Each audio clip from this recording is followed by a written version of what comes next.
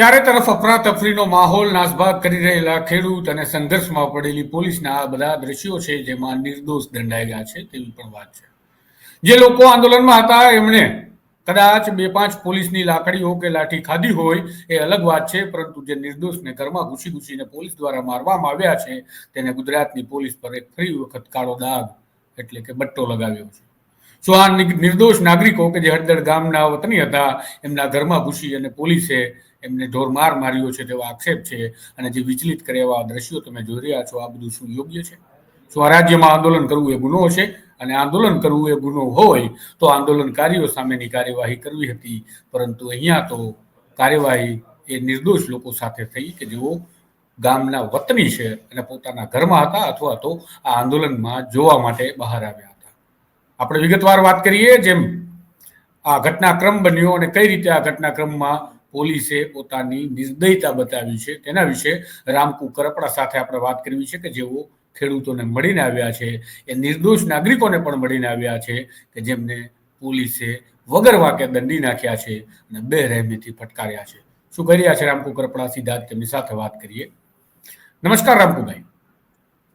જી રામકુભાઈ, જે હળદર ગામમાં ઘટના ઘટી આમ આદમી પાર્ટીના એક આંદોલન દરમિયાન હિંસા ફાટી નીકળી અને ત્યારબાદ જે પોલીસ સાથે ઘર્ષણ બાદની જે વાત કરી રહ્યા છીએ, ગામમાં ઘૂસીને ઘરમાં ઘૂસીને પોલીસના જે દ્રશ્યો મારવાના બર્બરતાના સામે આવ્યા તે બાબતે તમારું શું કહેવું છે? ને ગામમાં તમે રૂબરૂ ગયા, ત્યાંના સ્થાનિકોને પણ મળ્યા, પીડિતોને પણ મળ્યા, અને જે ખેડૂતોને અટકાયત કરવામાં આવી અને ધરપકડ કરી લેવામાં આવી છે એ બધી જ બાબતોને તમે નજીકથી બોટાદ જઈને જોઈ છે. તો શું સમગ્ર મામલો સર્જાયો ક્યાંથી અને કઈ રીતે નિર્દોષ લોકો દંડાયા તેવા આક્ષેપ સામે આવે છે? એમાં કેટલી વાસ્તવિકતા છે?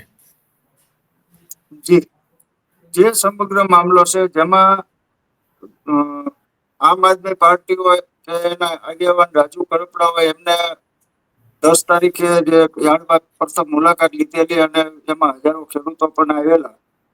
ત્યારબાદ એમને મહાપંચાયતનું આયોજન કરેલું કે ભાઈ અમે મહાપંચાયત કરશું યાર્ડમાં, અને મહાપંચાયતનો યાર્ડમાં રવિવારના કારણે કે આનો પરમિશન ટૂંકમાં ન આપવાના કારણે બાજુનું જે ગામ છે હળદર, ત્યાં કાર્યક્રમ ગોઠવાયેલો. જો પોલીસે તો રાજુ કરપડાને સુરેન્દ્રનગર મુકામે એને અટકાય નજરકેદ કરેલો હતો, અને રાજુ કરપડાએ વિડીયો મારફત જાહેર પણ કરેલું હતું કે ભાઈ ખેડૂતની મહાપંચાયત થશે અને એને હાજરી આપશું.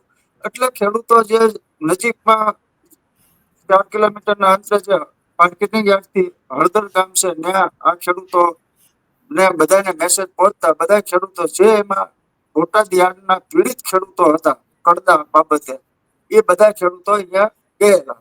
અને આ જે રાજુ કરપડા લડત આપતો હતો એટલે લડતને સમર્થન આપવા માટે ખેડૂતો એકઠા થયેલા અને એમને મહાપંચાયત થઈ. એ મહાપંચાયત લાઈવ પણ આ લોકોને ચાલુ હતી, એને પણ 30 થી 40 મિનિટ વહી ગઈ હતી અને એમનું સભા પણ પૂરી થઈ ગઈ હતી.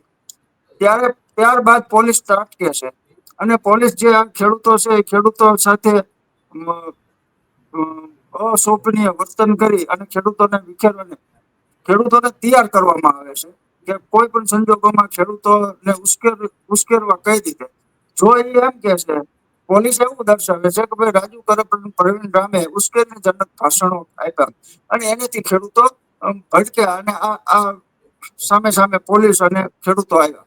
પણ એને એ જ વિડીયોમાં રાજુ કરપડાના તમે છેલ્લા પોઈન્ટ ઉપર તમે જોશો તો રાજુ કરપડા પણ એમ કહે છે કે આમાં કોઈ સુવ્યવસ્થિત આયોજન પૂર્વક કોઈ અસામાજિક તત્વો ઘૂસી ન જાય, આપણી જે સભા છે એ સભાના કોઈ પથ્થરમારો ન થઈ જાય, આપણા તમામ ખેડૂતો આપણા વિડીયો મોબાઈલ વિડીયો તમે ચાલુ રાખજો.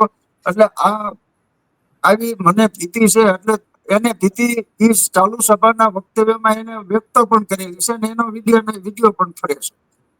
ત્યારે આ પોલીસ જે પોલીસ કાયદેસર સુવ્યવસ્થિત આયોજન પૂર્વક જ પોલીસ ગયેલી છે.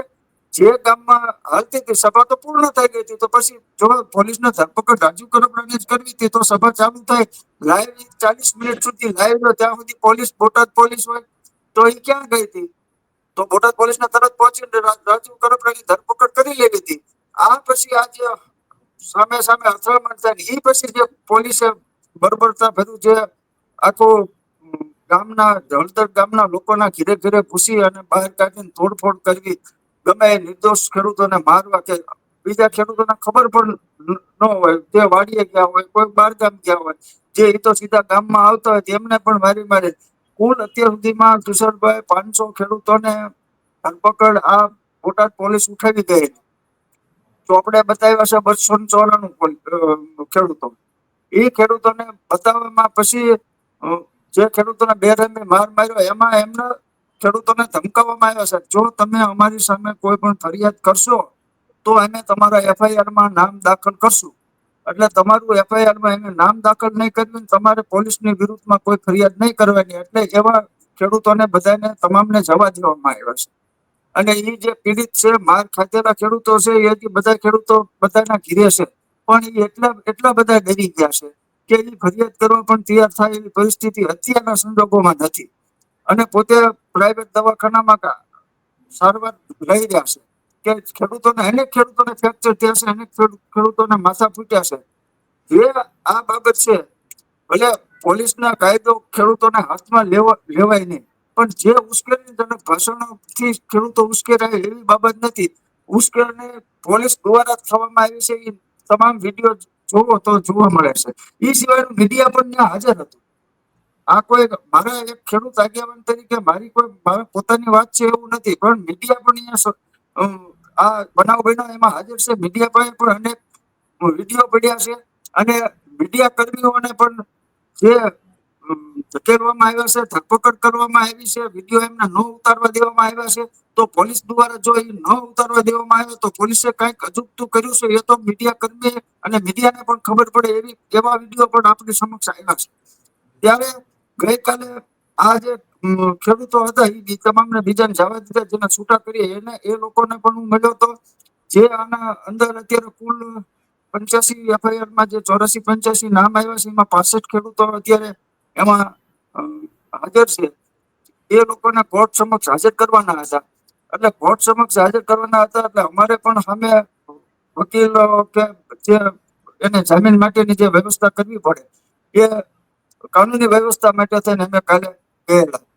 અને કાનૂની વ્યવસ્થામાં જે પાર્ટી છે કે આમ આદમી પાર્ટીએ વ્યવસ્થા કરેલી હતી કે બધા પાર્ટીઓ બધા આગેવાનો આ બાબતમાં હતા.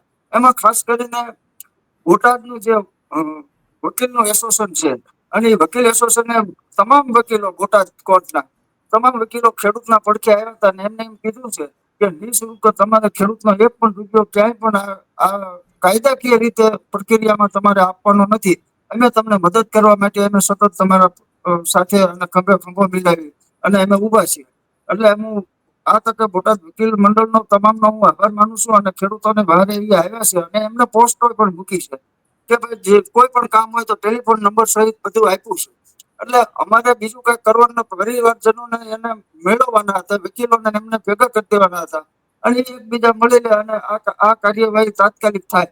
જેમાં કોર્ટે કાલે 18 જણાના પોલીસે 18 જણાના રિમાન્ડની માંગણી કરેલી. તો રિમાન્ડ માંગણી એ દલીલો રાત્રે 9:30 વાગ્યા સુધી ચાલેલી. 9:30 વાગ્યા સુધી કોર્ટમાં પછી એવું જે 18 હતા એમને પોલીસે 14 દિવસના રિમાન્ડ માંગેલા, એમાં 6 દિવસના રિમાન્ડ મંજૂર કરવામાં આવ્યા. એટલે એ 18 ખેડૂતો જે છે એ અત્યારે પોલીસ કસ્ટડીમાં છે. અને બાકીના જે ખેડૂતો 65 માંથી ઉપરના જે ખેડૂતો છે એ બધાને ભાવનગર જેલ હવાલે કરવામાં આવેલ છે. જી. પણ રામકુભાઈ, એક સવાલ એવો પણ થાય, માની લઈએ ઉશ્કેરણીજનક ભાષણની જે વાત છે, બે તરફી આપણે વાત કરીએ, માત્ર પોલીસ તરફે પણ નહીં, તો ભાષણમાં ક્યાંક ને ક્યાંક ઉશ્કેરણી તો હતી, કારણ કે જે શબ્દો હતા એમાં ઉશ્કેરણી સ્પષ્ટતાથી દેખાતી હતી. પણ જે પોલીસે બળ પ્રયોગ કર્યો, મેં એક એનાલિસિસ સાથેનો વિડીયો છે એ મૂક્યો છે, જે સૌ પ્રથમ વખત મેં ઘટના ઘટી ત્યારે કર્યો, કે પોલીસ, સરકાર અને નેતાઓ બધા જ બે જવાબદાર હતા, અને એ બે જવાબદારપણાના કારણે ખેડૂતોને માર પડ્યો, ખેડૂતો સામે કાર્યવાહી થઈ અને ખેડૂતોને આ બધું ભોગવવાનો વખત આવ્યો. પણ આ બધી ઘટનાની પાછળ એક વાત એવી પણ છે જે આપણે હજુ સુધી નથી સમજી શકતા, કે જે પોલીસે ઘરમાં ઘૂસીને માર્યા છે, એ જે તમે બધાને મળીને આવ્યા છો, તો એ શું કારણ હતું? એ તમને કઈ સમજાણું હોય કે ત્યાંથી કોઈ લોકો તમારા સમક્ષ બોલ્યા હોય? જી, આગલી રાતે ગોપાલ ઇટાલિયા રાજુ કરપડા સુરેન્દ્રનગર સભા સંબોધે છે. ત્યારે રાજુ કરપડા સુરેન્દ્રનગર પોલીસના નજરકેદમાં છે. ન્યા સભા ચાલુ છે. રાજુ કરપડા એમ કે છે કે જેને સવાશે સૂંઠ ખાતી હોય એ રાજુ કરપડાને અહીંયા સભા કરતા રોકી લે. તો એ જવાબદારી કોની હતી? સુરેન્દ્રનગર પોલીસની હતી. સીધી પોલીસ સુરેન્દ્રનગર પોલીસને ચેલેન્જ આપી હતી. તો સુરેન્દ્રનગર પોલીસ ત્યાં બધી ક્યાં ઊંઘતી હતી? રાજુ કરપડા સુરેન્દ્રનગર થી છેક બોટાદ સુધી પહોંચે તો સુરેન્દ્રનગર પોલીસને ખબર નથી. નજરકેદમાં નિષ્ફળતા છે સુરેન્દ્રનગર પોલીસની તો. તો એ સુરેન્દ્રનગર જિલ્લા પોલીસની નિષ્ફળતા છે. સામે બોટાદમાં પણ પોલીસને ખબર હતી. બોટાદમાં 3 જિલ્લાની પોલીસ હાજર હતી. તો બોટાદની હદમાં રાજુ કરપડા પ્રવેશ કરે તો બોટાદ પોલીસને ખબર નથી. બોટાદ પોલીસે કેમ આગોતરા પગલા ન ભર્યા? હાલો એ આગોતરા પગલા ન ભર્યા અને સભા ચાલુ થઈ ગઈ. સભા લાઈવ હતી. લાઈવ સભામાં રાજુ કરપડા કહે છે કે ભાઈ અમે બટન ખુલ્લા રાખીને આવ્યા છે, અમારો વાહો તૈયાર છે, આમ છે. ઉશ્કેરણીજનક ભાષણો હતા એમ નહીં, પણ એમાં એને શંકા પણ ઈની મીડિયામાં એને શંકા પણ વ્યક્ત કરેલી છે કે આવી રીતે આપણે આવું કોઈ કાવતરું હોય. પ્રવીણ નામે પણ મોરે આવી જાવ આ ઉશ્કેરણીજનક. એમાં હું ના નથી પાડતો. મારી બાબત એ છે કે જે નિર્દોષ ખેડૂતો છે એનો વાંક શું? કે જે ભાષણો આપ્યા છે એ ભાષણો આપ્યા છે તો એ આમ આદમી પાર્ટીના આગેવાનો આપ્યા છે. તો પોલીસને આમ આદમી જયારે ચાલુ હતું ત્યારે પોલીસને રોકવાની ફરજ પડતી હતી. ના હળદર સુધી આ લોકો 2 દિવસથી પોસ્ટ મૂકતા હતા કે અમે આવીએ છીએ, અમે મહાપંચાયત કરીને જંપીશું, અમે આમાં હાજરી આપીશું. તો આ બધી વાત હતી. તો પોલીસે આગોતરું આયોજન કરીને એ લોકોની કેમ ધરપકડ ન કરી? અને જો અત્યારે આ બનાવ બન્યો હળદરમાં, તો આ આગેવાનો હળદરમાંથી કેમ નીકળી ગયા? બોટાદ પોલીસ જે હતી અહીંયા પહોંચી જ ગઈ હતી. તો આગેવાનો નીકળી જાય અને આ નિર્દોષ ખેડૂતો જ ધરપકડ થઈ શકે? આખા ગામમાં ઘીરે ઘીરે જઈને પોલીસે જેટલી તોડફોડ થાય ઘર પ્રમાણે તોડફોડ કરી છે. આખા ગામમાં તમામ વ્યક્તિઓને જેને ઘર બહાર કાઢીને માર્યા છે. બે આર્મીથી માર્યો છે. જે અમુક ખેડૂતો છે એ કોઈ આ સભામાં નતા જતા, કોઈ બોટાદ જઈને આવતા હતા, કોઈ હીરા ઘસીને આવતા હતા, કોઈ જે અમારા વાડીઓના કામ હોય કે મજૂરો લઈ જવા લાવવા, શાક બકાલાની જે લઈ જવા લાવવા, એવા વાહનો વાળા જે હતા કે એને કોઈ સભાને એને કોઈ કાંઈ પણ લેવા દેવા ન હોય એવા ખેડૂતોને લઈ. એટલે અમારે ખેડૂત તરીકે મારી એવી બાબત છે કે નિર્દોષ ખેડૂતોને તમે જે બેરહેમીથી માર્યો એ પેલા પોલીસ એની નિષ્ફળતા કેમ નથી બહાર પાડતી? ખરી રીતે તપાસ કરવી પડે તો પોલીસને સવાલ મીડિયાને પોલીસને કરવો પડે. તમારી નિષ્ફળતા છે પેલા કે સુરેન્દ્રનગર થી રાજુ કરપડા પહોંચી જાય છે, પ્રવીણ રામ ત્યાંથી પહોંચી જાય છે, ઈસુદાનની અટક થઈ ગઈ કે ભાઈ ઈસુદાનને વિડીયો મૂક્યો એમની બગોદરા અટક થઈ જાય છે. તો પ્રવીણ રામની અટક કેમ નથી થતી? જતા એમ બોટાદ સુધી પહોંચી જાય છે. તો રાજુ કરપડા તો નજરકેદમાં હતો તો પણ ન્યા સુધી પહોંચી જાય છે. તો પોલીસ કેમ ઊંઘતી ઝડપાય છે? અત્યારે જે પોલીસ વર્તન ખેડૂતો બાબતે જે કરી રહી છે એમાં પરિવારજનોને મળવા ન દેવા, પરિવારજનોને કપડા દેવા ન દેવા. અત્યારે જે ખેડૂતો અંદર છે એને જમવાની વાત તો એક બાજુ, પીવાના પાણીની પણ વ્યવસ્થા આ પોલીસ કરતી નથી. બધી પોલીસ એવી નથી. નાના જે કર્મચારીઓ પોલીસ કોન્સ્ટેબલો જે નાના કર્મચારીઓ છે એમના પોતાના ખીચાના પૈસા પગારમાંથી ખેડૂતોને જમવા માટેની વ્યવસ્થા કરવા તત્પર છે. અત્યારે પણ તત્પર છે. પણ જે ઉચ્ચ અધિકારીઓ છે એ ઉચ્ચ અધિકારીઓ આ નાના જે કર્મચારીઓ છે એને રોકવામાં આવે છે અને સતત આ ખેડૂતોને ટોર્ચર કરવામાં આવે છે કે તમે અમારી સામે કાંઈ પણ કોર્ટમાં બોલશો તો અમે આમ તમને કરી નાખશું, અમે તમને તેમ કરી નાખશું, તમે હેરાન થઈ જશો, પરેશાન થઈ જશો. પણ એમ છતાંય કાલે કોર્ટમાં 1 થી 2 ખેડૂતોએ પોલીસ સમક્ષ ફરિયાદ નોંધાવી છે કે ભાઈ અમને મારવામાં આવ્યો છે, અમને વધારે સારવાર માટે અમારે જરૂર છે અને અમને તમે હોસ્પિટલાઇઝ કરો અને પોલીસ સામે જે એને નિવેદનો નોંધાવ્યા છે. એટલે હળવે અમે જે આવતા જશે એટલે જે છૂટા કરી દીધા છે એ ખેડૂતો પણ અમે જે પોલીસે જે બળ પ્રયોગ કર્યો છે, પોલીસે જેની ઉપર લાઠીચાર્જ કર્યો છે, બે ઢોર માર માર્યો છે, એ તમામ ખેડૂતોને અમે પોલીસની સામે ફરિયાદ નોંધાવવા માટે અમે આવનાર સમયમાં અમે તૈયાર કરશું. એના પણ અત્યારે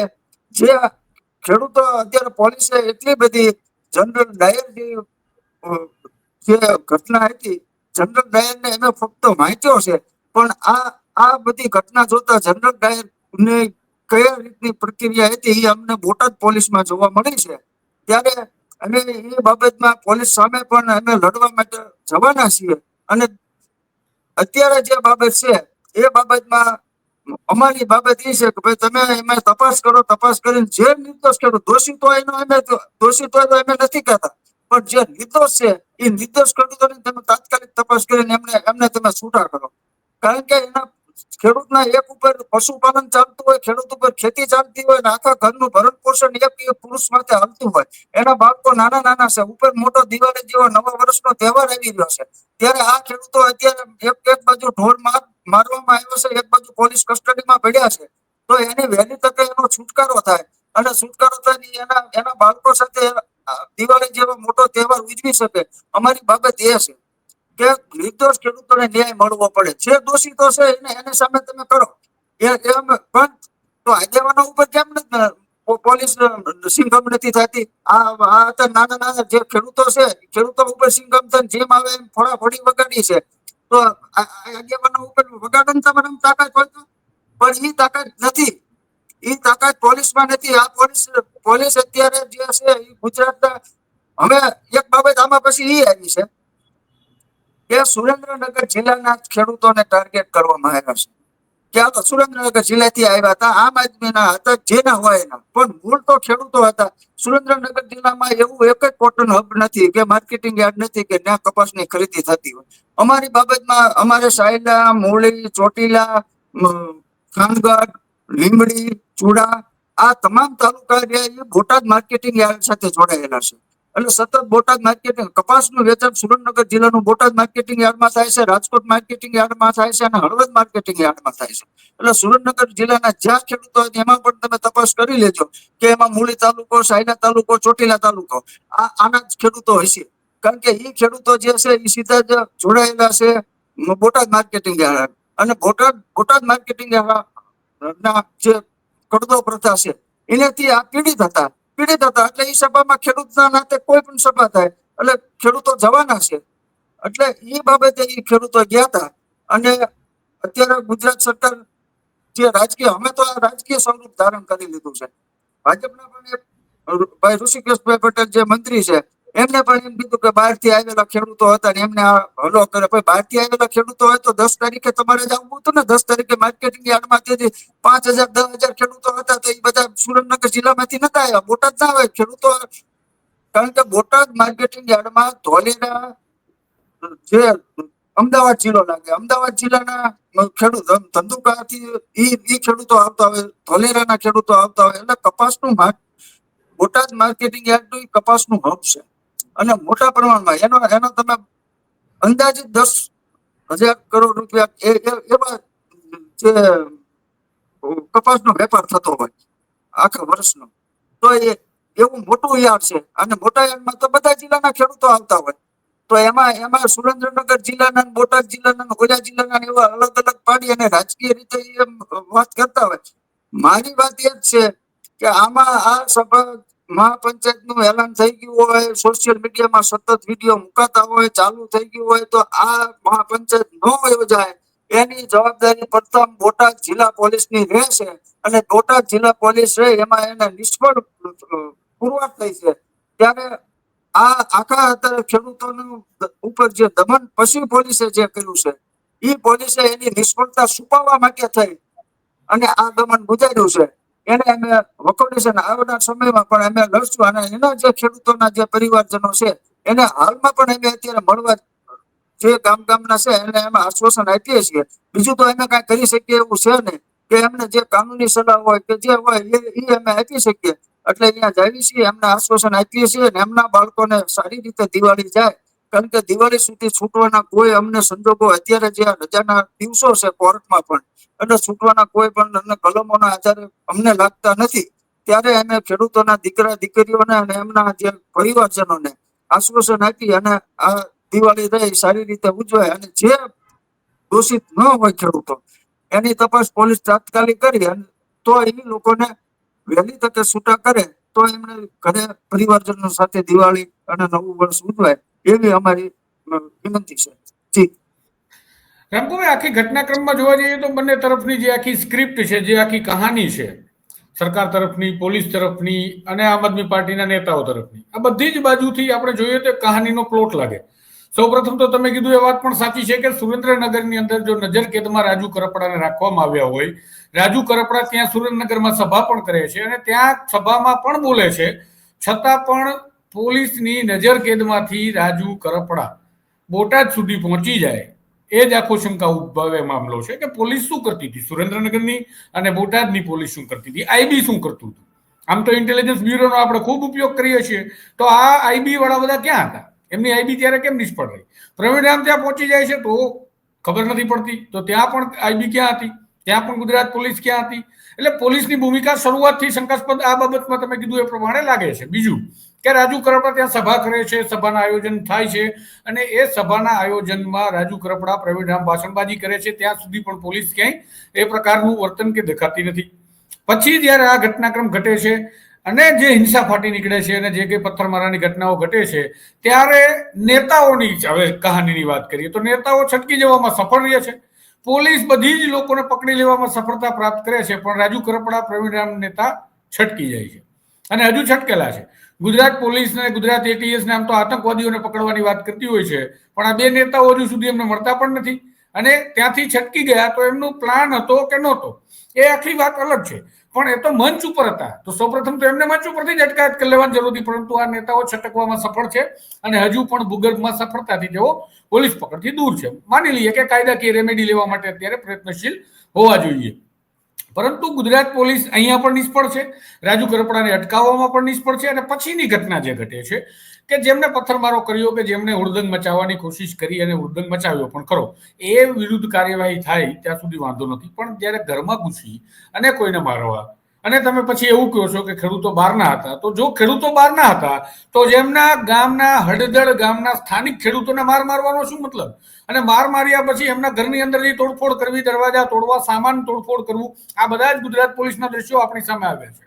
એટલે ગુજરાતની અંદર ગુજરાત પોલીસની જે શાખ છે એને ફરી એક વખત બટ્ટો લાગે છે. હું ફરી વખત કહું છું કે બટ્ટો લાગી ગયો કે જે પ્રકારે આંદોલનો કે જે પ્રકારે આંદોલનકારીઓને કચડવાનો પ્રયાસ થાય તેવા આક્ષેપો લાગતા હતા, પણ અહીંયા તો એના કરતા આગળ જઈને સિવિયર ઘટના બની કે પોલીસે હળદળ ગામના લોકો, સરકારનું આપણે માની લઈએ ઋષિકેશભાઈનું કે અહીંયા ગામના લોકો નહોતા, તો પોલીસે અંદર જઈને શું કામ ગામના લોકોને માર્યા? ઋષિકેશભાઈ એનો પણ જવાબ દેવો પડતો હતો ને ખરેખર તો ગૃહ વિભાગે પોતે સેલ્ફ કોગ્નિઝન્સ લઈ અને કાર્યવાહી કરાવવી જોઈએ અને ગૃહ વિભાગે કહેવું જોઈએ કે ખરેખર વાસ્તવિકતા શું બની હતી. ફેક્ટ ફાઇન્ડિંગ કમિટી પોતે જ નિર્મિત કરીને ત્યાં મોકલાય કે ભાઈ આ કઈ કઈ પોલીસ હતી ને કયા કયા ગામના સ્થાનિક લોકોને માર માર્યો છે.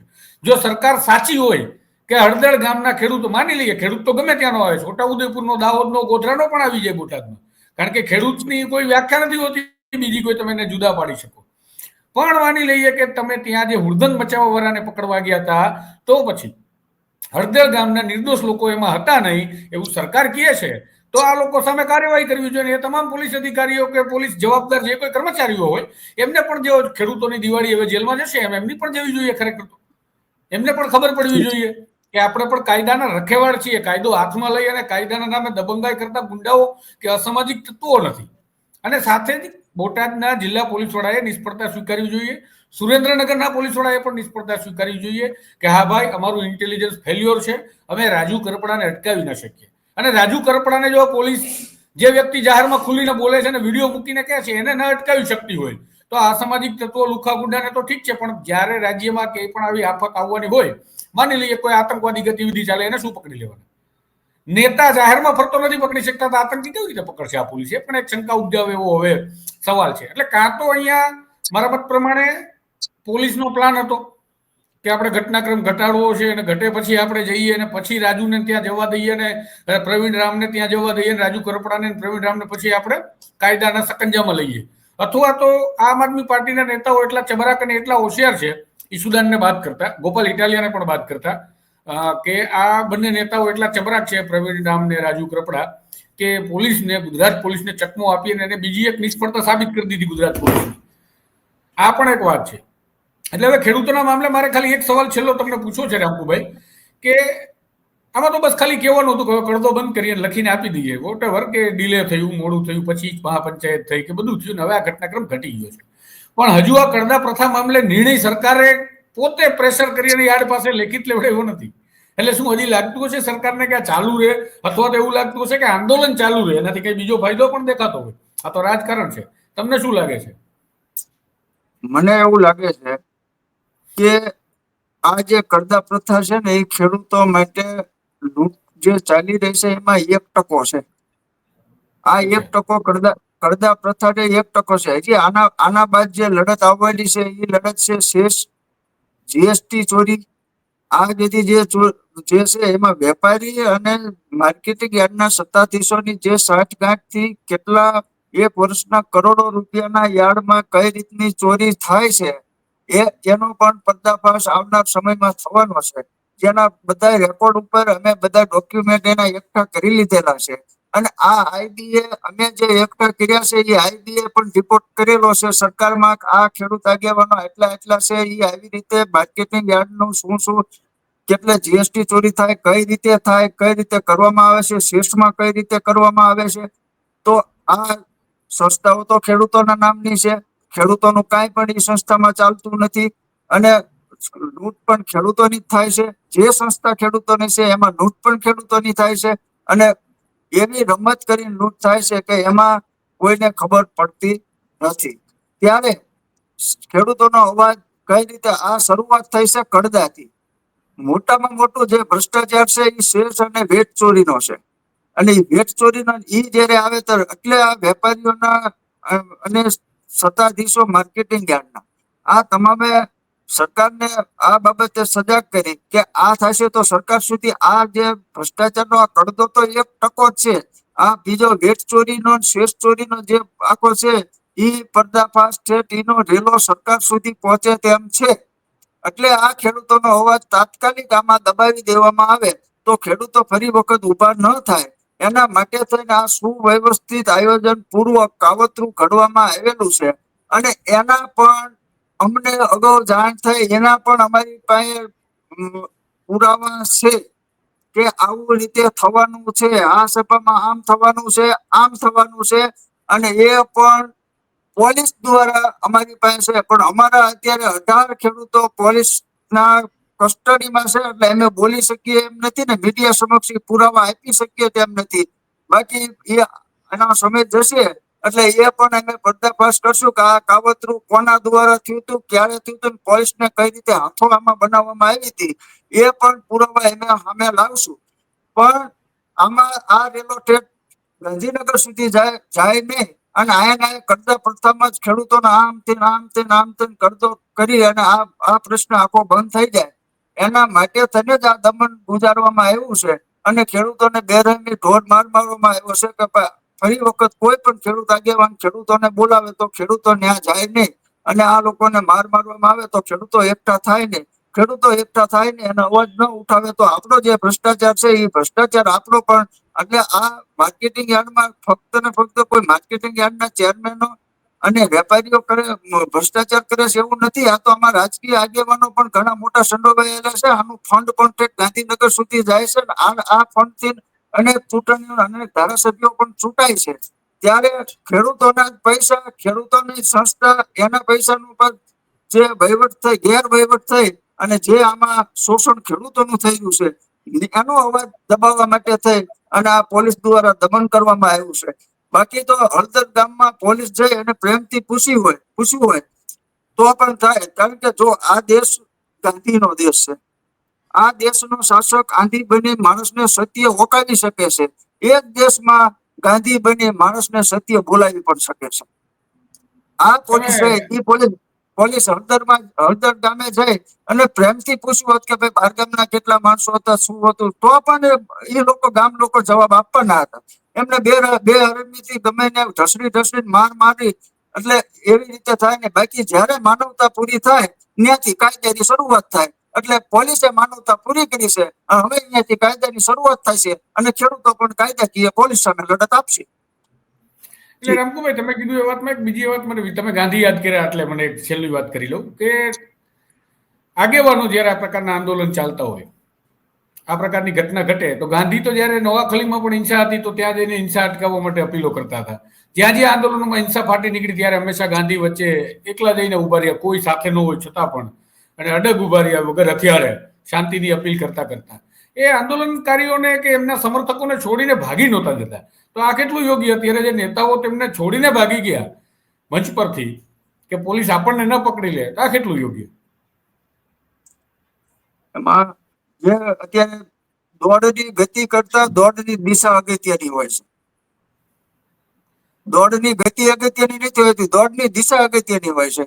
એમાં અત્યારે ખેડૂતોને સમજવું પડે કે ભાઈ ખરી રીતે આ જે દોડની ગતિ છે એ કઈ તરફ છે, એની દિશા તો પેલા ખેડૂતોને સમજવી પડે ને. એમાં આપણે કોઈ એમ નથી કહેતા ફલાણા આ પાર્ટી ઓલી ભાજપ હોય, કોંગ્રેસ હોય કે આમ આદમી હોય, ત્રણેય પાર્ટીમાંથી મારે એક હારે કાંઈ પણ લેવા દેવા નથી. મારે લેવા દેવા ફક્ત ખેડૂતોના હક અને ખેડૂતોના જે એનું શોષણ ન થાય એના પૂરતું જ છે. એમાં ત્રણેય પાર્ટીને એના આગેવાનો પણ ખેડૂતના માટે કોઈ પણ જે અવાજ ઉઠાવતા હોય એની સાથે રહેવું પડે. અને જે આગેવાનો જે અત્યારે ખેડૂતોને મૂકી અને નાસી ગયા છે કે ભાઈ હાલો આ રાજુ કરપડા કે પ્રવીણ રામ એ નાસી, એમને વિડીયો જાહેર કર્યો છે. પોલીસને હજી પણ ચેલેન્જ આપી છે કે અમે 16 તારીખે કાલે હાજર થઈશું અમદાવાદ મુકામે. નહીં, પણ એવું કહેતા હતા ખેડૂતોને જવા દો, પછી અમે તૈયાર છીએ તમારી આગળ આવી જઈએ અને તમે ખેડૂતોને જવા દો. 16 તારીખે અમે લોકો હાજર થઈ જઈએ છીએ. તો ખેડૂતોને હજી 16 તારીખ સુધી જવા દેવામાં એને શું પ્રોબ્લેમ હતો? વહેલા રજૂ થઈ જવાય ને. કદાચ આવું જો તમારે કરવું હોય કે અમે આવી જઈએ અને બીજા ખેડૂતોને જવા દો, તો આપણે તાત્કાલિક કરવું જોઈએ. તમે જ કીધું એમ દિવાળીનો તહેવાર છે, દિવાળીના ટાણે ખેડૂતો હોય અંદર, તો 16 તારીખ સુધી ક્યાં નેતાઓ રાહ જોવાની જરૂર હતી? 16 તારીખે એવું શું કરવાની જરૂર છે કે ચોઘડિયા જુએ છે ક્યાંય? એ તો એ લોકોની વાત છે. જો પોલીસ હજી અત્યારે પણ તૈયાર હોય ખેડૂતો તમામને છૂટા કરી દેવે તો પોલીસ થી ન પકડાવતો રાજુ કરપડાને હું રજૂ કરી દઉં. બોટાદ પોલીસ ને રાજુ કરપડા ન પકડાવતો રાજુ કરપડાને હું રજૂ કરી દઉં. હાલો ખેડૂતોને તમામને છૂટા કરી દો. તમારે જે કાર્યવાહી કરવી હોય રાજુ કરપડા પરવીન નામ ઉપર કરો. અને જે ખેડૂતોને જે પોલીસે માર્યા છે એની સામે પગલા ભરો. પોલીસ એક વખત કહી દે કે અમારાથી રાજુ કરપડા નથી પકડાતો, તો રાજુ કરપડાને ખેડૂતના આગેવાનના નાતે એને લાવીને તમારી સમક્ષ લાવ્યું. પણ નિર્દોષ ખેડૂતોને છે, નિર્દોષ ખેડૂતોને તમે ન્યાય આપો ને એમને છૂટા કરો. બીજી ક્યાં આમાં વાત રાજુ જ છે? કરપડા પણ થોડા દોષિત છે એવું તમે માનો છો? હું દોષિત છે એવું હું ક્યાં માનું છું? જે તમે કીધું નિર્દોષ અત્યારે ખેડૂતોને જવા દો, રાજુ કરપડાને આવવા દઈએ. એમ નહીં, દોષિત આખી ઘટના જે બને એ આખી ઘટનામાં હું દોષિત માનું છું પોલીસને શરૂઆતથી. પોલીસને આ પગલા ભરવા પડે. પોલીસે જાણી જોઈને ભર્યા કેમ નહીં? રાજુ કરપડાની 40 મિનિટ સુધી સભા ચાલી તો પણ પોલીસે કેમ ધરપકડ કરી નહીં? અને ત્યારબાદ સભા આખી પૂરી થઈ ગઈ ત્યારબાદ પોલીસ સિંઘમ કોને બસો ગાડી લઈને અંદર ઘૂસી જાય અને ટીયર ગેસના સેલ છોડવા માંડે અને ખેડૂતોને જે ઉશ્કેરવા લાગે. તો રાજુ કરપડા એના પ્રવીણ નામને રાજુ કરપડાને ઉશ્કેરણીજનક ભાષણો ચાલુ હતા. પોલીસમાં તાકાત હતી તો ત્યારે જ તેમને તાટકવાનું હતું. નિષ્ફળતા પોલીસની છે. એ નિષ્ફળતા છુપાવવા માટે તમે ખેડૂતોને ઢોરમાર મારવામાં આવ્યો છે. મારી બાબત એ છે કે તમે ખેડૂતોને જે નિષ્ફળતા પોલીસ અને આ જે આમ આદમીના આગેવાનો છે એ બંને એમની નિષ્ફળતાઓ છુપાવવા માટે તમે આ ઢોરમાર ખેડૂતોને મારવાનો છે. ખેડૂતોને તમારે ટાર્ગેટ કરવાના છે. ખેડૂતોને ઘરમાં ઘૂસી ઘૂસી મહિલાઓ, દીકરીઓ, દીકરાઓ અને પુરુષોને લઈ લઈને તમે દંડા પછાડવાના છે. તમારા દંડા પછાડવાના હતા 24 કલાક પહેલા તમને ખબર હતી, 48 કલાક પહેલા તમને ખબર હતી. તો આ પોલીસ બધી ક્યાં ભાગી હતી? સિંગમ મોટી ઢીલું મૂકવામાં તો મોટા થઈ જાય છે. આમ 18 ગાડીઓ કાઢીને ઢીલું મૂકે છે. અત્યારે ગુજરાતની પોલીસને નથી ચડતો રાજુ કરપડા પ્રવીણ રામ, એટલે આ ખેડૂતો માટે તમને ગુજારે છે. ખેડૂતો ઉપર અને હું કહું છું અત્યારે કહું છું કે ગુજરાત પોલીસ આ તમામ ખેડૂતોને કહી દે રાજુ કરપડાને હું ગોતી આપીશ. ગુજરાત પોલીસને ન જડે તો હું ગોતીને ગુજરાત બોટાદ પોલીસને હું આપીશ. પણ નિર્દોષોને હા બોલો આપ. નિર્દોષો મારી મુખ્ય વાત છે નિર્દોષ ખેડૂતો છે એને તમે અને પોલીસ તપાસ કરે. આપણે એવું નથી કહેતા કે ભાઈ એમાં દોષિત હોય તો એને સામે કાયદાકીય કાર્યવાહી થવી જોઈએ. કાયદો હાથમાં લેવો ન જોઈએ એમાં હું પણ માનું છું.